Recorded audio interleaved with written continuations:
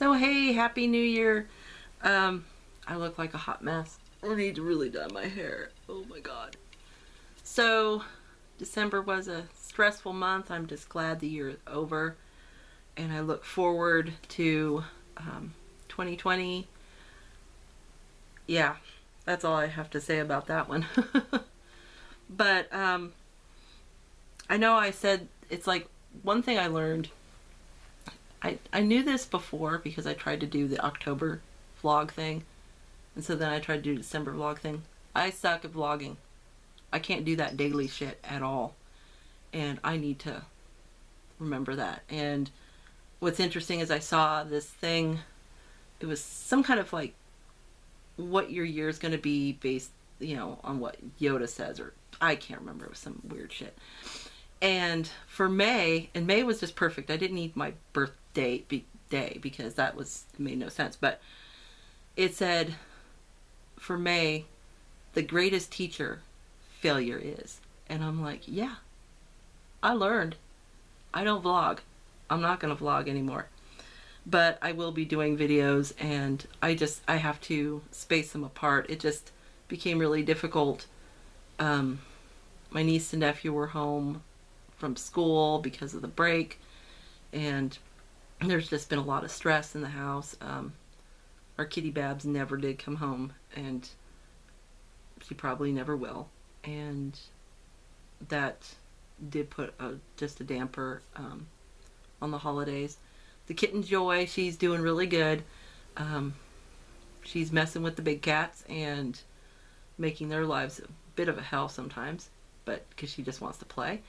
And so that's been really nice, and it has made the children feel really good and not notice some of the things that have been going on, because they just run her ragged playing with her. So that's always good. One of the things I did say was, I was getting my goals ready for the new year, and my goals, some of them are like true goals I have to work towards and take actionable steps and all that, but some of them are just habits that I need to get back into. And I had said, over the last few years with everything with my niece and being able to get her placed here, and the adoption and all that kind of stuff, it really just, that is always difficult, especially when, dealing with a family that's really dysfunctional and they're losing their child. And my sister-in-law was her sister, so she had that going on, and she wanted to get her niece and adopt her, and she has with my brother. And also too, and this has been really hard for him as well, is she had to take guardianship of her nephew, who was a teenager, and he's now 18, and he's not doing really good, because it is difficult. He's now an adult, and I don't think he got a lot of the necessary,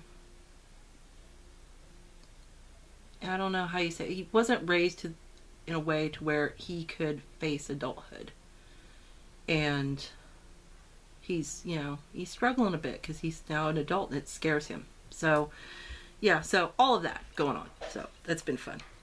And I have a feeling like my little nephew might be coming down the hallway, or no, it's my brother. Okay. But some of the habits that I have gotten out of is really working with my spirit guides.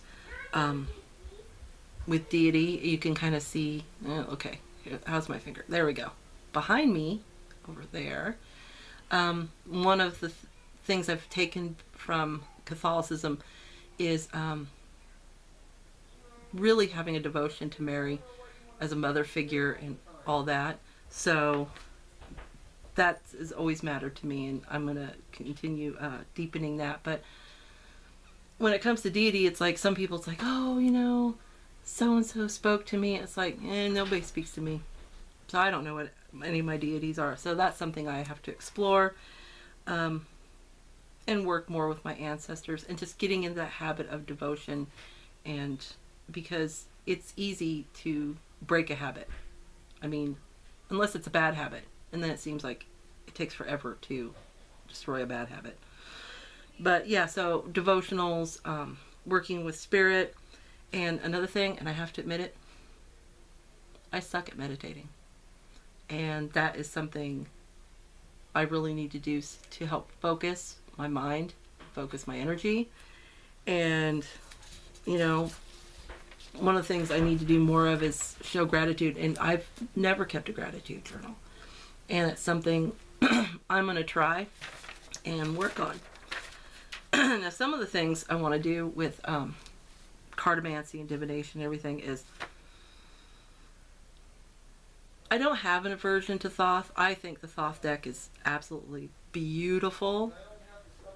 I think Frida Harris did an amazing job. If you look at, you know, when she did the art and for the time period and everything, I think it's just absolutely amazing. But sometimes it's a lot of reading.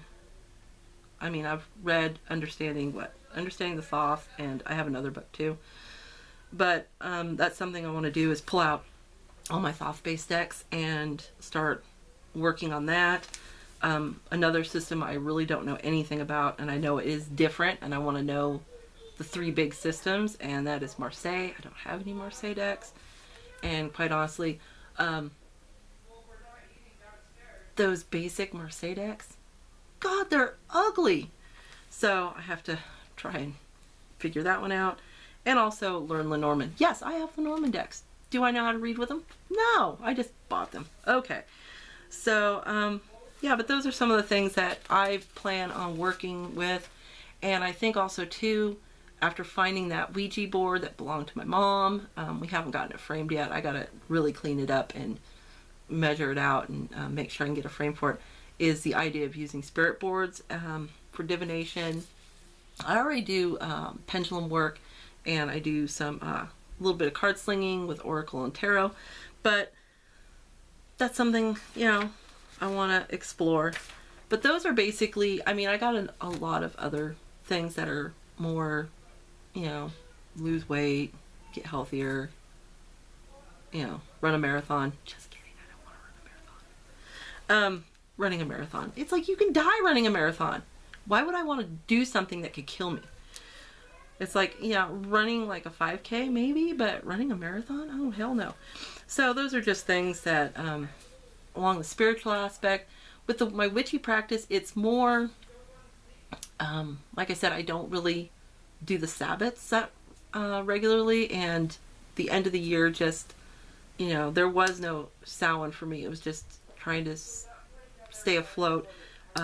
Yule came and went, and it was just like, but really kind of, you know, learning more about that and the magic you can do and magic behind the Sabbats and work with that. And that's just some of the things I want to work with. But one of the things that I was surprised by, sorry, see my gray? I'm going to dye that this weekend because, yeah, I know, I'm entering the crone phase of my life, but I don't have to have fucking gray hair. And that is, I finally consecrated it and did the deck interview, and I actually did my year ahead spread with this deck. You know, the Druid Craft. Oh my god, I don't know if it's because I'm a Taurus or what, but here's my card for January. Hi, Priestess. Yeah, just love this deck. I mean, I just like instant connection. I went to do my year ahead spread, and I was still too stressed, and I decided I just said, sorry, I'm gonna have to do this another time, because I think the cards were really reflecting my mood, because I was just like, and so here's my card for the year, my theme for the year. Yay, the lady, the Empress. But I went back and redid it a few days afterwards, when everything had mellowed out, and I've been burning candles in my Himalayan salt holders and really doing everything I said you should do, and of course I didn't do it, and so I finally started doing it, and it just read beautifully. flowed. I was just like, wow. And yeah, it might just be, you know, my fixed earth sign. I am a Taurus sun and moon, so that's really wonderful. But but you know, I will admit, okay, so we all know how big the deck is. Here's my hand. I have a big hand. This is hard to shuffle. So I might have to actually buy another version. So when I trim it, and I ruin it, because I probably will, I won't be that butthurt, because I really do like this deck. It's a really wonderful deck. It's really, you know, I'm enjoying it. I'm enjoying working with it. And even though I did my Your Head spread with this deck, yay, I normally have my cards up here, up on the altar, and actually, so that way I'm mindful each month and throughout the year of what my cards are for each month, and of course my theme for the year. And so what I've done is I'm using my Celtic Dragon Tarot. Where did I put you? Oh, it's way up on the altar. Because it's a finicky deck. It's been through a lot. Yeah, I know some people is like, oh, decks don't have personalities. Whatever. To me, they do. And it's touchy, and it doesn't like to be worked with a lot. Like I said, it's been through a lot. It was the Curse deck.